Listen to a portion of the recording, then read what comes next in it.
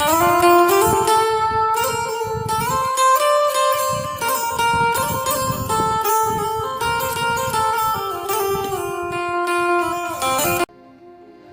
ચોથો તામસ નામનો મન્વંતર ચાલે છે ને, એ મન્વંતરમાં ભગવાનનો હરિ અવતાર થયો છે ગજેન્દ્રનો ઉદ્ધાર કરવા માટે. ગજ યાને હાથી. ત્રિકુટ નામ એક પર્વત છે, બાજુમાં એક સરોવર છે, અને ત્રિકુટ પર્વતની અંદર એ ગજેન્દ્ર રહે છે. ગજેન્દ્ર, એની પત્ની, એના 2 બાળકો, હાથીના 2 બચ્ચા, હાથીની પત્ની હાથણી અને હાથી પોતે. હાથીના બચ્ચાને શું કહેવાય? હાથીના બચ્ચાને શું કહેવાય? ખોલકું. બરાબર. હાથીના બચ્ચા 2 ખોલકા પણ એ હાથીની સાથે રહે છે.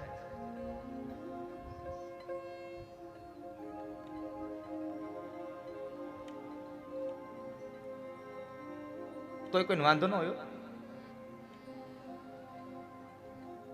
એને એમ જ દાદા કે બધું સાચું.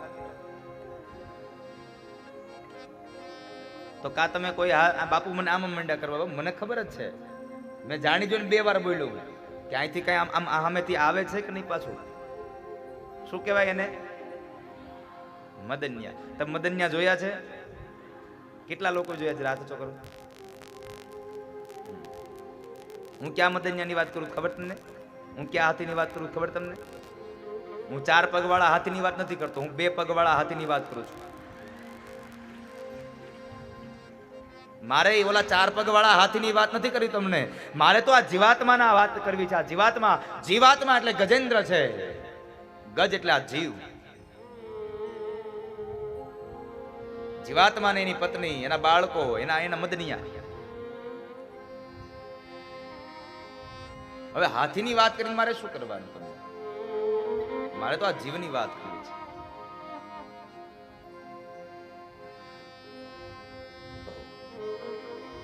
ભાઈ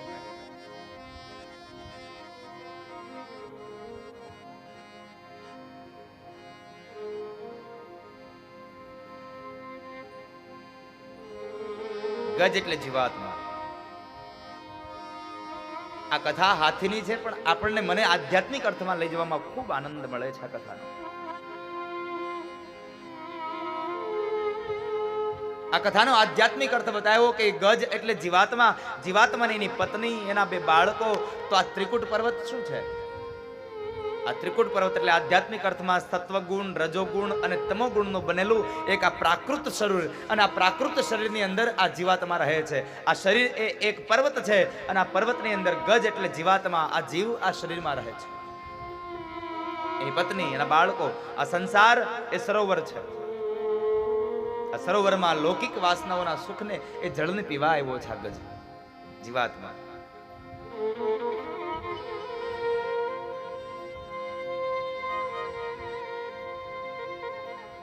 બાજુના સરોવરની અંદર જ્યારે હાથી પાણી પીવા જાય, જલપાન કરવા જાય છે, જલપાન કરી પાણી પી અને પોતાની સૂંઢ વડે પાણી ભરી ભરી અને હાથણી અને એના બચ્ચાઓને ભીંજવે. હાથણી અને એના બચ્ચાઓ હાથીને ભીંજવે છે. એકબીજાઓને હાથી અને હાથણી ભીંજવી રહ્યા છે. જળનો વિહારી છે, જળમાં જળ ક્રીડા કરે છે.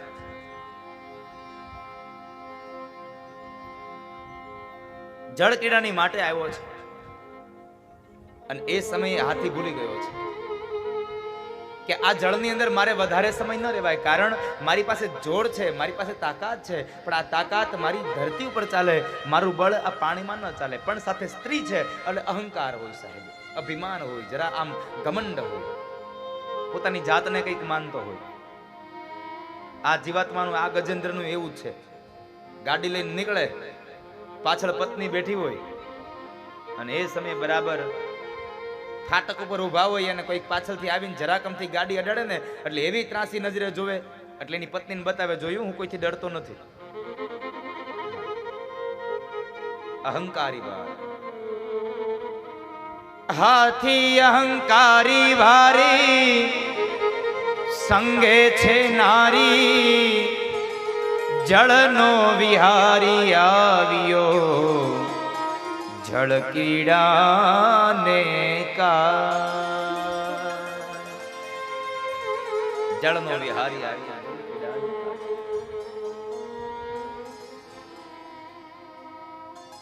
હાથી અહંકારી ભારી, એને અહંકાર છે, મારામાં બળ છે, પણ એટલું ભૂલી ગયો છે મારું બળ ધરતી ઉપર ચાલે, આ જળમાં નહીં. અને હાથી ગમે તેટલો ભલે કેટલો બળવાન હે, એક માથું મારે તો મહાકાય વૃક્ષને મૂળમાંથી ધરાશાયી કરી નાખે.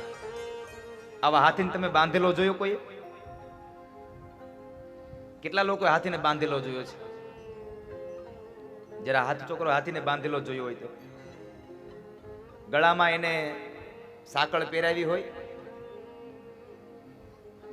એ સાંકળને થળિયા સાથે બાંધી હોય.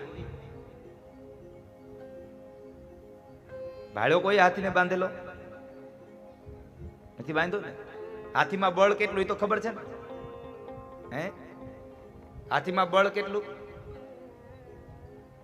અપાર બળ છે, છતાં પણ હાથીને બાંધાય છે. બોલો સાહેબ, આ કેવું આશ્ચર્ય! શું કામે ને? તો હાથીને બાંધ્યો હોય તો ખબર પડશે, જોયો હોય તો, કે હાથીના પગની અંદર નાની એવી પતલી દોરીથી ગાંઠ મારી અને એને ઝાડ હારે બાંધી હોય, છતાં પણ હાથી એ દોરીથી એને ન છૂટે. બોલો, દોરીથી ન છૂટે હાથી. શું કામે ને? જન્મતાની સાથે જ એની અંદર એવી એને બાંધી દીધો એટલે એના મગજમાં એક જ વાત ફસાઈ ગઈ, હું બધું કરી શકું પણ આ દોરી ન તોડી શકું. માણસના મનની અંદર લઘુતા ગ્રંથિ બંધાઈ ગઈ છે, હું બધું કરી શકું પણ મને ભગવાન ન મળે. સાહેબ, ભગવાન થોડા મળી જાય આપણને? આપણી બધી માનસિક લઘુ ગ્રંથિઓ બંધાઈ ગઈ છે. આવું ન વિચારશું. આપણાથી કદાચ આ સંસારમાં બધું છૂટી જાય, પણ માયાની એવી દોરી આપણા પગમાં પડી છે, એવા બંધન થયા છે. આ માયાનું બંધન ન છૂટે કોઈ રીતે. માયાની દોરીનું બંધન થયું છે. જળકીડા કરે છે. એમાં મદોન્મત બનેલો હાથી ભૂલી ગયો કે ઝુંડ આવીને મને પકડી જશે. અને એ સમયે બન્યું એવું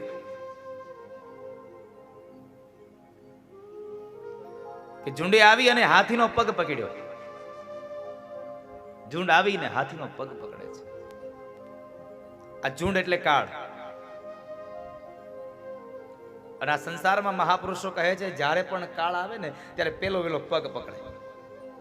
કાળ પેલા પગ પકડતો હોય છે. એટલે ઝુંડે આવી હાથીનો પગ પકડ્યો. હાથીનો પગ પકડ્યો. હાથી બહાર નીકળવાના પ્રયત્નો કરે છે. હાથની અને એના બચ્ચાઓ પણ હાથીને પકડી અને બહાર લઈ જવા માટે પ્રયત્નો કરે છે. પણ જેમ જેમ એને બહાર લઈ જવાના પ્રયત્નો કરે તેમ ઝુંડ એને મધ્યમાં ને મધ્યમાં ખેંચતું જાય છે. મધ્યમાં એને ખેંચતું જાય છે.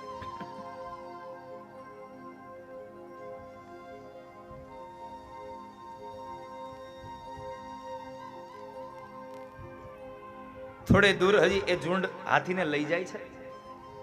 એટલે શું થયું ખબર છે? હાથણીએ એના બચ્ચાઓને કીધું, બાળકો, આને હવે તમે છોડી દો. તમે આને છોડી દો હવે. કારણ એને બચાવવા રહેશું ને તો આપણું પણ પગ ઝુંડ આવીને પકડી લેશે. આ સંસારના જીવાત્માનું ગજેન્દ્રનું આવું જ છે. માંદો પડે ને એટલે દવાખાને લઈ જાય, પણ દવાખાને લઈ ગયા પછી ડોક્ટરો એમ કહે કે ભાઈ દીકરાઓ, હવે આ દાદાની બહુ ઉંમર થઈ છે એટલે આને કઈ ઓપરેશન નહીં કરાય.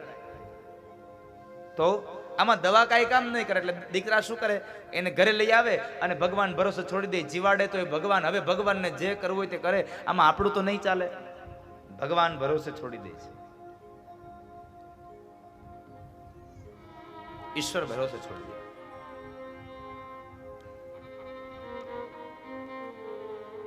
ભગવાનના ભરોસે છોડેલો એ જીવાત્મા, બાળકોએ અને પત્નીએ છોડી દીધો એટલે હવે પોતે તૈયારી કરે છે, પોતે બહાર નીકળવાના પ્રયત્નો કરે છે, પણ બહાર ન નીકળી શકો. અને અંતે ઝુંડ મધ્યમાં લઈ જાય છે. અને હવે અહીંયા ગજેન્દ્રને થયું કે મારું મૃત્યુ હવે નજીક આવ્યું છે, સામે આવી ગયું. અને એ સમયે શું કરે? જીવાત્મા ભગવાનને યાદ રાખે. જ્યારે દીકરા દીકરીઓ બધા આપણને છોડી દે ને ત્યારે આપણે ભગવાનને યાદ કરી કે હે ભગવાન, હવે તમે કરો તે સાચું, હવે મારાથી નહીં રહેવાય. તમે જે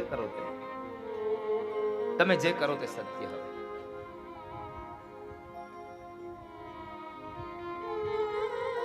અને ગજેન્દ્રએ ભગવાનની સ્તુતિ કરી